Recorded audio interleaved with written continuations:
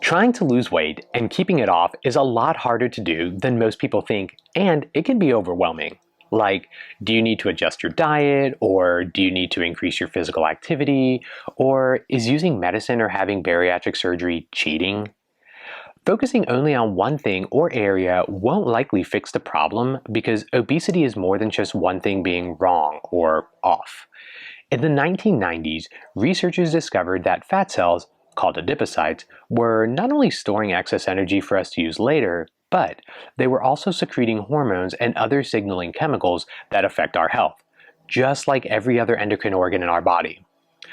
Through this discovery, more hormones and chemical signals were discovered, helping the medical and scientific community realize what people with obesity already knew: that obesity isn't a choice or lack of willpower, but a disease, just like diabetes, high blood pressure, and high cholesterol, that's driven by our hormones and affected by our genetics. To better understand why obesity is a disease, let's take a look at the definition of a disease and see how it applies to obesity. By definition, something is a disease when it's chronic in nature, affected by many different factors, and affects many aspects of our health. Doesn't that sound like obesity? I mean, there's not just one factor that affects it. It's a chronic, recurrent issue, and it affects many aspects of our health, right?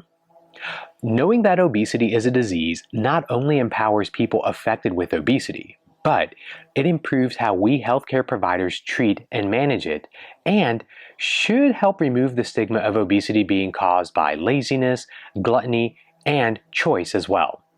Okay, I think looking at how we treat another chronic disease like diabetes, for example, will help make my point a bit better. In a person with diabetes, a good treatment plan will include adjusting diet and nutrition to limit the influx of glucose and decrease the spikes in blood sugar, increasing physical activity to use up extra blood sugar that comes into the body, and possibly even using medicines and/or surgery to keep the disease under control, depending on how severe a person's case is.